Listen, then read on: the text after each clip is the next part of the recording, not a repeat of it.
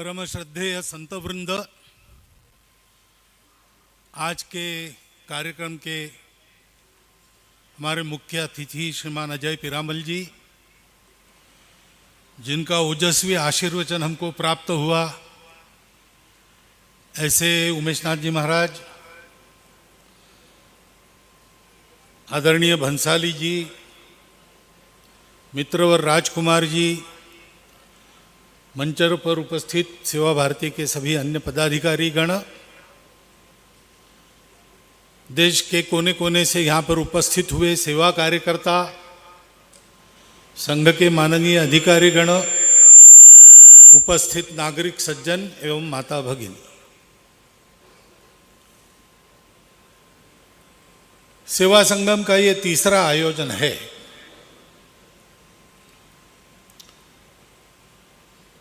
संघ के स्वयंसेवक स्वभावतः सेवा पहले से करते हैं।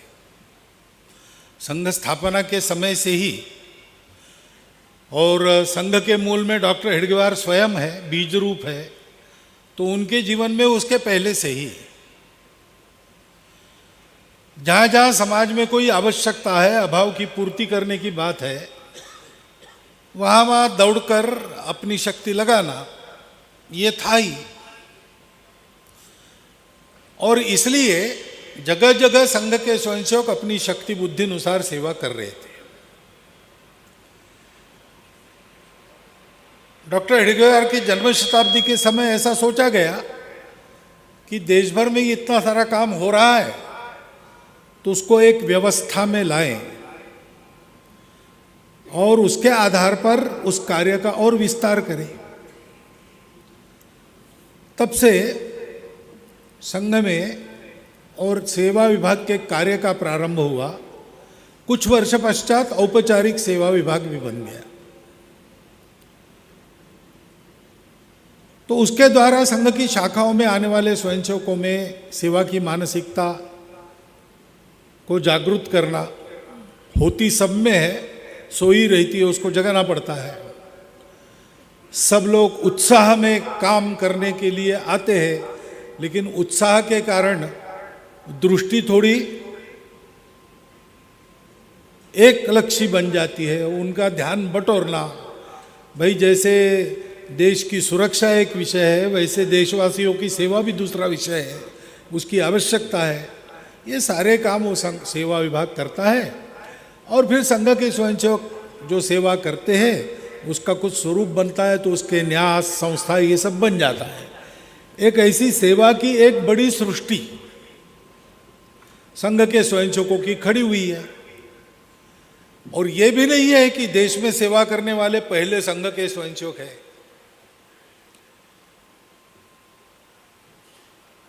हमारे देश में ये सेवा का मंत्र तो पहले से दिया गया है। अभी एक बार ऐसा सोचा गया कि सेवा कहने के बाद, सर्विस एक्टिविटी ऐसा कहने के बाद, सामान्यतः देश के प्रबुद्ध जन मिशनरियों का नाम लेते हैं। दुनिया भर में मिशनरी अनेक संस्थाएं चलाते, अनेक स्कूल चलाते, अस्पताल चलाते, सबको पता है। तो भाई, हिंदू समाज के संत सन्यासी क्या कर रहे हैं, ऐसा सोच के एक बार चेन्नई में, तमिलनाडु में जितने हिंदू संत हैं, उनका अगर कोई सेवा केंद्र होगा, कोई सेवा करते होंगे, तो उसको आमंत्रित करके एक हिंदू सर्विस सेवा फेयर ऐसा किया गया। तो ध्यान में आया कि दक्षिण के 4 प्रांतों में, यानी राज्य के नाते अलग है, लेकिन कर्नाटक, कन्नड़ भाषी प्रांत, तेलुगु भाषी प्रांत, मलयालम भाषी और तमिल भाषी, केवल आध्यात्मिक क्षेत्र के हमारे आचार्य, मुनि, सन्यासी, भिक्षु सब मिला के जो सेवा करते हैं, वो मिशनरियों की सेवा से कई गुना ज़्यादा है। अब मैं ये स्पर्धा की बात नहीं कर रहा हूँ, उनसे ज़्यादा, उनसे कम, ये मेरा पैमाना नहीं है। सेवा का ये पैमाना हो भी नहीं सकता। सेवा सेवा है। सेवा कोई स्पर्धा की बात नहीं है। सेवा से कोई काम निकालना नहीं है। सेवा ये मनुष्य के मनुष्यत्व की स्वाभाविक अभिव्यक्ति है। मनुष्य और पशु में अंतर क्या है? तो पशु को संवेदना होती है, नहीं होती है बिल्कुल ऐसा नहीं। एखादे घर में एखादा व्यक्ति गुजर जाता है तो उस घर की गाय 3 दिन खाती नहीं, उस घर का कुत्ता खाना पीना छोड़ देता। ऐसे कई प्रसंग प्रत्यक्ष लोगों के अनुभव में है, उनको भी समझ में आता। संवेदना सबको होती है, लेकिन संवेदना पर कृति करना, ये गुण मनुष्य का है, उसको करुणा कहते हैं। अभी G20 हुआ, G20 में एक C20 भी हुआ, सिविक 20 ऐसा। तो वो नागपुर में कार्यक्रम संपन्न हुआ अभी कुछ दिन पहले। उसमें हमारे देश के नोबेल पुरस्कार विजेता कैलाश सत्यार्थी जी आए थे, विवेकानंद केंद्र की उपाध्यक्षा निवेदिता भिड़ी जी आई थी। तो वहाँ आए थे, तो सत्यार्थी जी हमारे उत्सव में अध्यक्ष के नाते आए थे। निवेदिता जी का घर संघ का है, तो ये लोग मिले वहाँ नागपुर में, मैं भी था उस दिन। क्या हुआ G20 में? अमृतानंद माता जी का कीनोट एड्रेस हुआ, उनकी अध्यक्षता C20 के लिए थी। तो उन्होंने और कैलाश जी ने ये विषय रखा वहाँ पे कि हम ग्लोबलाइजेशन की बात करते हैं तो हमको करुणा का भी ग्लोबलाइजेशन करना चाहिए, यानी संपूर्ण विश्व में करुणा ये कुछ करने का आधार होना चाहिए। अंतर्राष्ट्रीय संबंधों में भी करुणा ये आधार होना चाहिए। और उसको बताते समय तीनों ने ऐसा कहा कि केवल संवेदना से काम नहीं चलता, तो संवेदना के आधार पर कृति होनी चाहिए। अगर किसी का दुख मुझे दुख रहा है, उससे मैं दुखी होता हूं, अच्छी बात है, लेकिन केवल दुखी होने से काम नहीं चलता। उस दुख का इलाज करने के लिए हमको दौड़ना चाहिए। ये करुणा है, और इस करुणा को हमारे यहाँ धर्म के 4 पैरों में एक स्थान दिया है। सत्य के बाद करुणा का स्थान, सत्य, करुणा, शुचिता, उपेक्षा, ऐसे 4 पैर कहे जाते हैं। उसमें सत्य के बाद करुणा है, क्योंकि ये करुणा भी सत्य की तार्किक परिणति है, लॉजिकल कंक्लूजन है। क्योंकि सत्य क्या है? हम सब एक ही तत्व से अनुप्राणित है। अगर हम सब एक है अंदर से, तो मैं अकेला सुखी हूं, बाकी दुखी है, ये मुझसे देखा नहीं जाएगा। जैसे पीरामल जी ने कहा कि मुझे जो कुछ मिला है वो सबको देने के लिए मिला है।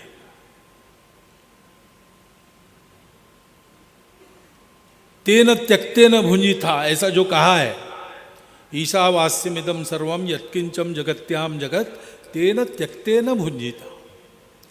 मेरे पास जो है वो सबके लिए देकर जो बचता है उसमें मैं मेरा चलाऊं, क्योंकि मैं और बाकी ये अलग नहीं है, सब में मैं हूं, मुझ में सब है। सेवा जैसे मनुष्यता की स्वाभाविक अनुभूति है, वैसे सेवा इस सत्य की प्रत्यक्ष अनुभूति है। इस भाव से सेवा होनी चाहिए। इस भाव से जब सेवा होती है तो हमारे देश में वो समरसता का साधन होता है, होना चाहिए।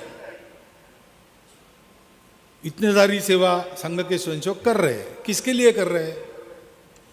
तो हमारे देश में सब लोग मिलकर हमारा राष्ट्र है, समाज है। हम सब लोग समाज के अंग है, हम सब मिलकर समाज है। एक नहीं है तो हम अधूरे हो जाएंगे, और सब एक दूसरे के साथ है तब हम पूर्ण बन जाएंगे। लेकिन दुर्भाग्य से यह परिस्थिति आई है। कारण क्या है? क्यों है? चिकित्सा करने वाले करे, लेकिन हमको वो परिस्थिति नहीं चाहिए। हमको ये विषमता नहीं चाहिए। हम सब एक राष्ट्र पुरुष के अंग होने के नाते अपने अपने स्थान पर अपना अपना काम करते होंगे। काम के अनुसार रूप रंग निराला होता होगा जैसे शरीर के अंगों का होता है, लेकिन हम सब में एक ही प्राण है। और ये पता चलना चाहिए, अगर पैरों में सुई चुभी तो जैसे शरीर के सारे अंग उस क्षण में केवल जहाँ सुई चुभी है उसी का विचार करते हैं। उस समय दूसरी बात ध्यान में नहीं आती है, तुरंत आके उधर जाती है। तुरंत हाथ देखते हैं कहाँ से क्या निकालना है, कुछ काटा वाटा है क्या जो निकालना है। सारा शरीर उस एक वहाँ के दुख की संवेदना से साथ केवल एक रूप नहीं होता, कुछ करने जाता है। समाज का ऐसे ही होना चाहिए। समाज का एक अंग उपेक्षित है, दुबला है, उसको नीचे का स्थान है, ये कैसे हो सकता है भाई? अगर किसी शरीर का एक अंग दुबला है, पीछे, उसको पीछे रह दिया गया है, तो उस शरीर को स्वस्थ शरीर नहीं कहते, कहते कि पैरालिटिक है, पैर सुन्न हो गया है, उसको वैसे ही खींच रहा है। अपने देश को अच्छा देश बनाना है, विश्वगुरु बनाना है, इसका मतलब वो सर्वांग परिपूर्ण होना चाहिए, उसका प्रत्येक अंग सामर्थ्य संपन्न होना चाहिए। तो समाज में अभी इसकी आवश्यकता है, तो हमको करना है। क्यों करना है? इसलिए कि वो समाज मेरा अपना है, मेरे अंदर उस सारे समाज का एक छोटा सा रूप है, और संपूर्ण समाज में मैं अपने आप को देखता हूं। ये हमारा सत्य है। उस सत्य के आधार पर यह सेवा है, सहज सेवा है। संकल्प है तो यह है कि मेरे समाज का, मेरे राष्ट्र का कोई अंग में दुर्बल, पिछड़ा, नीचा नहीं रहने दूंगा। वो मेरे जैसा ही है। कार्य के बंटवारे में उसका मेरा कुछ अलग हो सकता है, लेकिन हम समान हैं। मेरा कार्य जितना महत्वपूर्ण और उच्च अवस्था का है, वैसा उसका भी काम उतना ही उच्च, उतना ही महत्वपूर्ण है। श्रम की प्रतिष्ठा सर्वत्र है और कोई भेद नहीं। धीरे धीरे बढ़ना पड़ेगा। महाराज जी ने जो कहा है ना, एक एक बात बहुत स्पष्ट कही है उन्होंने। आपको क्या लगा मुझे पता नहीं, तालियां तो आप बजा रहे थे, लेकिन जो कहा है वो एक एक बात सत्य है, और उसका विचार करके उसके अनुसार ही आज ना कल हमको चलना ही पड़ेगा। हम प्रयास कर रहे हैं आज ही वो हो जाए, क्योंकि वही सब स्वस्थ समाज का लक्ष्य है। सेवा स्वस्थ समाज को बनाती है, लेकिन स्वस्थ समाज को बनाने के लिए वो पहले हमको स्वस्थ करती है। सेवा करते हैं तो लगता है हम कुछ कर रहे हैं, किसी का भला होते हुए देखता है तो मन में थोड़ा सा तो आता ही है, मैंने किया तो देखो कितना अच्छा हो गया। अच्छा हो गया ये तो ठीक ही है, होना भी चाहिए, उसका आनंद भी है। मैंने किया इसका विशेष आनंद रहता है। मैंने भी किया, थोड़ा सा अहंकार आ जाता है। लेकिन जब सेवा करते रहते हैं ना, तो ऐसी अनुभूति देता है, जिसकी सेवा करते वही देता है, कि हमारा वो अहंकार चूर चूर हो जाता है। एक छात्रावास चल रहा, वनवासी लोगों का छात्रावास। वहां पर एक जंगल में, गांव में रहने वाला एक वनवासी बालक आ गया। वो केवल अपना हस्ताक्षर कर सकता था और उसको अक्षर ज्ञान नहीं था, और घर में थोड़ी बहुत खेती थी, परिवार में उसकी बूढ़ी माँ थी, वो था, और कोई था नहीं। थोड़ी सी जमीन थी लेकिन उसमें चल जाता था। लेकिन थोड़ा और, क्योंकि ज़मीन होने के कारण चावल तो मिल जाता था, सब्जी वब्जी उगा लेते थे। जंगल में रहते तो जंगल में भी बहुत कुछ मिलता है।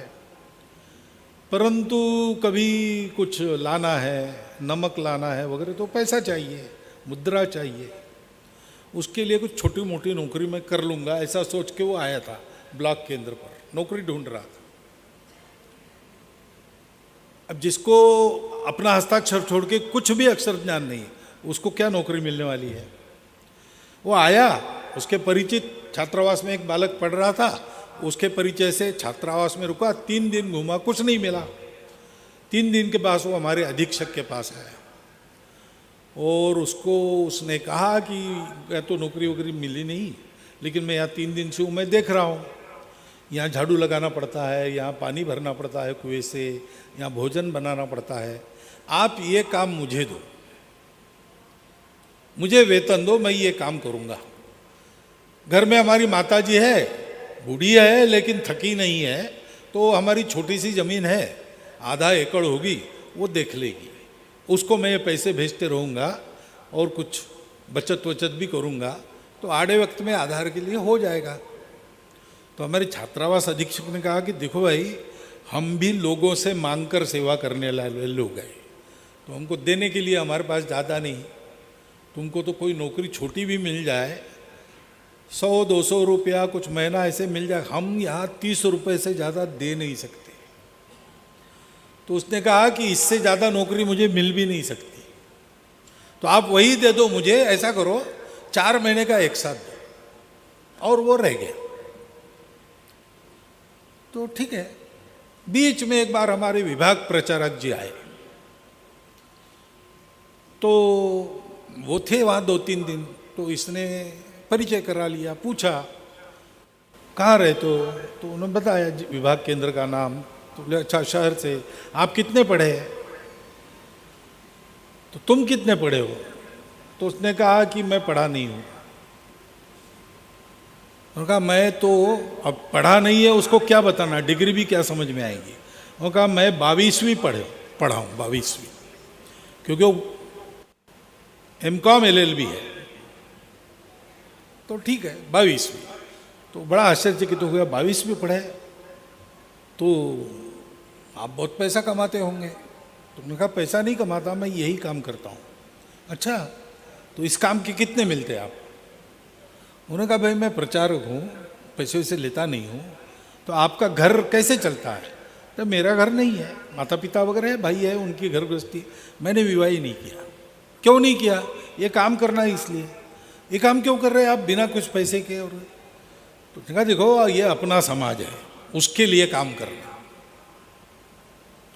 उस प्रचारक ने मुझे बताया कि ऐसा उसको बताया, तो वो सोचने लगा, तो मुझे बड़ा आनंद लगा कि कहीं ना कहीं अपने त्याग की कोई कदर है। और मैं ऐसा करता हूँ तो लोग सोचते हैं मेरे जीवन को देखकर ये बहुत अच्छी बात है। ये थोड़ा सा मन में आ गया उनके। दूसरे दिन ये बालक छात्रावास अधीक्षक के पास गया और उनको कहा कि वो मेरा पैसा जो है, तो कहा देखो 2 महीने हुए, 60 रुपये अब तुम ले लो। छात्रावास अधीक्षक ने समझा उब गया, ये 30 रुपये में क्या करेगा, छोड़ना चाहता है, तो उन्होंने 60 रुपये ले लो और जाओ। उसने नहीं मैं जाने वाला नहीं हूँ, मुझे वो पैसा नहीं चाहिए। तो उसको लगा एक गुस्सा हो गया, तो मैंने पहले ही बताया था 30 रुपया देंगे महीने का, पहले ही समझाया था तुमको ये बहुत कम है, अब हमारे पास है नहीं तो क्या करेंगे। थोड़े नहीं मुझे पैसा नहीं चाहिए, मैं बिना पैसे से यहाँ रहकर यही काम करूँगा। तो लिखी ये कैसे करोगे तुम? उसने कहा तो क्या हुआ, ये 22वीं पढ़ी है और समाज का काम कुछ नहीं ये भी न करते, तो यहाँ तो मैं देख रहा हूँ मेरे ही अपने भाई मित्र यहाँ सब पढ़ रहे हैं, इतना अच्छा काम, मैं अनपढ़ हूँ तो क्या, ये काम तो मैं कर सकता हूँ, इनके लिए समय दे सकता हूँ। 15 साल पूर्णकालिक रहा हूँ, बाद में उसको अपना घर चलाना पड़ेगा, उसको देखना पड़ेगा, इसलिए ड्राइविंग वगैरह सिखा कर, बाकी पढ़ने की उसकी क्षमता नहीं थी, तो उसकी नौकरी वगैरह ढूंढ कर उसको स्थापित कर दिया हम लोगों ने। लेकिन उस प्रचारक ने हमको कहा कि जब पहले बात की तब मुझे लगा कि चलो, लेकिन दूसरे दिन मैंने सोचा कि हम तो खाते पीते घर के, पढ़े लिखे, विचार कर सकने वाले, बहुत बौद्धिक पी कर और हम ऐसे तैयार हो गए और फिर जीवन दिया, इसको तो कुछ भी नहीं मिला, ये एक रात में उसने तय कर लिया कि देश के लिए करेंगे। ये अपने उस अंग की महत्ता है जो पीछे है, जो कभी कभी हम कहते हैं कि थोड़ा दूर रहो। वो सिखाता है हमको कि यहां बैठे हुए प्रत्येक सेवा कार्यकर्ता का अनुभव है। इसलिए ये सहज सेवा, उसमें संकल्प जुड़ जाता है, देश को बड़ा करना है, सबको बड़ा करना है। लेकिन देश बड़ा होगा नहीं होगा ये भविष्य की बात है। हमारा समाज आज इस स्थिति में है तो ये हमारे लिए अच्छी बात नहीं है, शोभा देने वाली बात नहीं है। हमारे समाज का एक अंग पीछे नहीं है, हम उसके कारण सब लोग पिछड़ गए हैं। ये पिछड़ापन दूर करना है, सबको समान अपने जैसा मानकर सबको सेवा के द्वारा अपने जैसा बनाना है। हम संकल्प कर सकते हैं, हम सेवा कर सकते हैं। उनकी ताकत नहीं है, उनको ऐसी ताकत देनी है कि वो ताकत पाकर वो उस हमारे पूर्णकालिक वनवासी बालक जैसे कहेंगे कि हम पीछे रहे तो क्या हुआ, हम भी कर सकते हैं। और पीछे रहेंगे नहीं, आगे आएंगे, वो भी कमाएंगे, वो भी साधन संपन्न होंगे और सोचेंगे कि इसका उपयोग, जैसे पीरामल जी ने बताया था कि किसी की सेवा करने के लिए हमको मिला है, हमको भी जो मिला समाज का हाथ, वो इस समाज की सेवा करने के लिए मिला है। देने वाला देता जाए, लेने वाला लेता जाए, लेते लेते लेने वाले ने एक दिन देने वाले का हाथ ही ले लेना चाहिए, ऐसी अर्थ की एक मराठी कविता है। हमारी ये सेवा, अपनी ये सेवा, हम सबकी ये सेवा ऐसी होनी चाहिए कि जिनकी हम सेवा करते हैं वो आज उनको मजबूरी में लेने वाला बनना पड़ रहा है, लेकिन कल वो देने वाले बनेंगे और बनते हैं। क्योंकि सौभाग्य से जिस भक्ति आंदोलन का उल्लेख महाराज जी ने किया, उस भक्ति आंदोलन के कारण भारत का समाज ये वास्तविक मनुष्यों का समाज है। उनके अंदर ये करुणा है, केवल संवेदना नहीं है। और इसलिए जब संघ के स्वयंसेवक सेवा करने लगे तो उनको ये भी ध्यान में आ गया कि अपने देश में कोई अकेले हम नहीं हैं, बहुत लोग बहुत प्रकार से सेवा कर रहे हैं। हम ये जानते हैं कि दूर दूर से लोग आए, हजारों मील दूर से आए, उन्होंने हमारी सेवा की। हम ये नहीं जानते कि उनके आने के पहले से हम बहुत सारी सेवा कर रहे थे, कर रहे हैं और करते रहेंगे। क्योंकि सेवा का जो कारक है करुणा, वो करुणा हमारे धर्म के 4 में से एक पैर है। हमारा समाज धार्मिक है, उसके मन में ये करुणा है और इसलिए करते रहता है। परंतु थोड़ा ये जो सहज सेवा है उसको सदिश करना, संपूर्ण विश्व में इस करुणा के आधार पर अगर चलना है, आज जो स्वार्थ के आधार पर चलता है, आज जो स्पर्धा के नाते चलता है, उसके बजाय हम एक कुटुंब है इसलिए अपनेपन के आधार पर, संबंध के आधार पर, करुणा के आधार पर चले, ऐसा करना है तो उसका उदाहरण तो भारत को ही रखना पड़ेगा और उसके लिए भारत को बड़ा होना पड़ेगा। भारत को बड़ा होना है तो भारत के प्रत्येक व्यक्ति को वो स्वयं बड़ा हो सके इस स्थिति में लाना पड़ेगा। इस दिशा में इन सारे सेवा कार्यों को सदिश बनाना, समन्वित बनाना। इतने सारे लोग सेवा करते थे, कर रहे हैं, आगे भी करेंगे, लेकिन वो दिखते नहीं है। क्यों नहीं दिखते? नहीं दिखना एक अच्छी बात है, अहंकार काम नहीं करता। सेवा जितनी गुप्त रहे उतना अच्छा है। लेकिन जिस स्थिति में आज हम हैं उस स्थिति में ये सेवा दिखती नहीं, यानी केवल पेपर में नहीं दिखती ऐसा नहीं है, उसके कुछ परिणाम नहीं दिखते। क्यों नहीं दिखते? इसलिए नहीं दिखते कि वो सदिश और परस्पर पूरक नहीं है। वो अगर ऐसे बनेंगे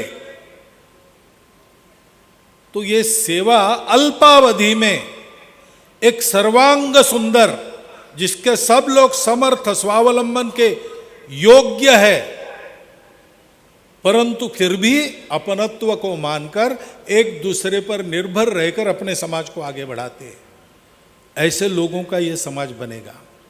ऐसे लोगों का समाज जब बनेगा तो दुनिया के सामने एक अनुकरणीय उदाहरण प्रस्तुत होगा। स्वम स्वम चरित्रम शिक्षेरम पृथिव्याम सर्वमानवा, ये हमारे पूर्वजों का आदेश, उस समय उसका पालन होगा। ऐसी सेवा खड़ी होनी है। और इसलिए पहले तो सेवा करने वाले सारे कार्यकर्ता मिले, जिले में बैठकें होती है, विभाग में बैठक होती है, प्रांत का सेवा संगम होता है। एक बार कुछ वर्षों में ये अपना अखिल भारतीय सेवा संगम करना, यहां पर सेवा क्षेत्र में काम करने वाले अन्य लोग भी, जैसे पीरामल जी आज आए, अजीम प्रेम जी पिछली बार आए थे, GMR वो आए थे, ऐसे लोग आते हैं जो स्वयं सेवा क्षेत्र में कार्यरत है। उनकी भी कल्पनाएं, प्रतिभाएं वहां दिखती है, उसके परिणाम दिखते हैं। और फिर सर्वत्र सेवा करने वाले लोगों से संपर्क साधकर एक सबका मिलके सेवा संगम कभी कभी करना, अपने क्षेत्र में विकेंद्रित रूप से, अखिल भारतीय रूप से करने के लिए पर्याप्त जगह आज अपने भारत में कहीं नहीं है, इतना बड़ा वो होगा। और इसलिए उसको जरा विकेंद्रित तौर पर प्रांत विभाग स्तर पर करना, इस प्रकार का उपक्रम कुछ वर्षों से चल रहा है। सेवितों में सिंहत्व जगाने का उद्देश्य लेकर अपनों की सेवा करने के भाव से, सेवा से उनका जो लाभ होगा वो होता ही है, लेकिन हमारे तन मन की शुद्धि होगी, सत्य के आधार पर सेवा कर रहे करुणा से, तो शुचिता प्राप्त होगी। उसके लिए ये तपश्चर्या, सेवा को भी धर्म कहा है ना, सेवा धर्मो परम गहना, उसका आचरण स्वयंसेवक कर रहे हैं। और केवल आचरण कर रहे ऐसा नहीं, इसको सर्वव्यापी बनाने का संकल्प है। अपने समाज में इसकी आवश्यकता न रहे ऐसा वो बनते तक इसको करना है, और बाद में इन सेवाओं को सारी दुनिया भर में देना है। आज भी देते हैं हिंदू समाज के लोग, संपूर्ण दुनिया में जहां जहां है वहां से, वहां के तात्कालिक संकटों में अथवा वहां के सदा के अभाव में वहां के लोगों की सेवा करना उन्होंने प्रारंभ कर दिया है। और इसलिए इस प्रकार का ये सेवा संगम हमारी दृष्टि को ऐसा विस्तारित करने वाला बने। हम लोग क्या क्या कर रहे हैं, कैसा कर रहे हैं, ये देखकर हमारी कल्पनाओं को चालना मिले। हमारे ध्यान में नए नए क्षेत्र आ जाए जहां हम अभी तक पहुंचे नहीं। बहुत वर्ष पहले ऐसा ही अपने समाज का एक उपेक्षित वर्ग, कम से कम जिनको हम आज वो पीछे है ऐसा कहते हैं, उनका कहीं पर नाम है, रेशन कार्ड है, मतदाता सूची में नाम, कहीं ना कहीं उनका पता चलता है कि वो है। लेकिन अपने समाज का एक बहुत बड़ा वर्ग ऐसा आज भी थोड़ा है कि उनका नाम ही नहीं है। एक जगह रहते नहीं, घुमंतु है, इसलिए डोमिसाइल नहीं है, डोमिसाइल नहीं इसलिए रेशन कार्ड नहीं, वोट नहीं, कुछ नहीं, वो है। ऐसे क्यों है? देश के स्वतंत्रता के लिए वो निरंतर लड़ते रहे। देश के समाज में अपने सांस्कृतिक आधार पर विभिन्न प्रकार की विधाओं का प्रचार प्रसार करने का कर्तव्य करने के लिए उन्होंने अपने घर छोड़ दिए, अपनी जगह छोड़ दी, एक जगह नहीं रहे। वो झुके नहीं, वो स्वतंत्रता के लिए लड़ते रहे, तो विदेशी शासकों ने उनको अपराधी घोषित कर दिया, उनका नाम तक मिटा दिया। स्वतंत्रता के बाद भी वो ऐसे ही, जिनको हम भूल गए, ऐसे लोग थे। भगवान ने कृपा की, हमको दृष्टि दी, हमारे स्वयंसेवकों का ध्यान गया, वहां भी एक काम शुरू हो गया है। ऐसे नए क्षेत्र हैं। ऐसा मानना नहीं कि इतने सारे लोग यहाँ सेवा संगम में उपस्थित है और हर 5 साल के बाद हम अपनी गिनती करते, वो गिनती में सेवा कार्य बढ़ रहे। केवल सेवा भारती के नाम से चलने वाले आज 43,000 के ऊपर कुछ ऐसे सेवा कार्य हो गए हैं। सबका मिलाकर 1.25 लाख के आसपास जाता है।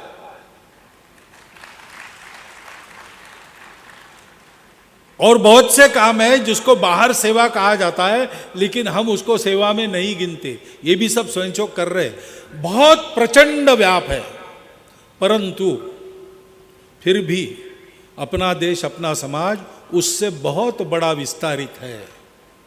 अभी भी बहुत करना बाकी है, वो भी ध्यान में आ जाए और एक उत्साह लेके हम उस तरफ चले कि हम अपनी सेवा को सर्वव्यापी बनाएं, सर्वत्र चलने वाली सेवा के साथ संपर्क करें और सेवा का अभियान समाजव्यापी अभियान बन जाए। एक दिशा में संपूर्ण विश्व को कुटुंब बनाने वाला भारतवर्ष खड़ा करने वाला समाज, सर्वांग सुंदर समाज, सर्व सामर्थ्य संपन्न समाज, ये खड़ा हो और वो अपनी चुनौतियों और समस्याओं को समाप्त कर संपूर्ण विश्व को इस प्रकार का ज्ञान, इस प्रकार की भक्ति, इस प्रकार के कर्म का उदाहरण दे जिससे विश्व ऐसा हो। ये खड़ा करने की दिशा में ये अपने देश में इस प्रकार सेवा करने वाली सारी सज्जन शक्ति एक समूह बनकर परस्पर मिल न जाते हुए लेकिन मिलकर चले, पूरक बनकर चले। इस दिशा में हमको अपने प्रयास को भी ले जाना है। इतना आप सब लोग स्मरण में रखें और इस सेवा संगम में इस दृष्टि से होने वाले सारी चर्चा को आत्मसात करके इस दिशा में आगे सेवा कार्य का रथ बढ़ाए, ऐसा एक अनुरोध आपके सामने रखता हूँ। और यहाँ पर आए सभी महानुभाव, संत सज्जन, हमारे मुख्य अतिथि जी, स्वामी जी, इन सबको प्रणाम कृतज्ञता पूर्वक करता हुआ मेरे 4 शब्द समाप्त कर।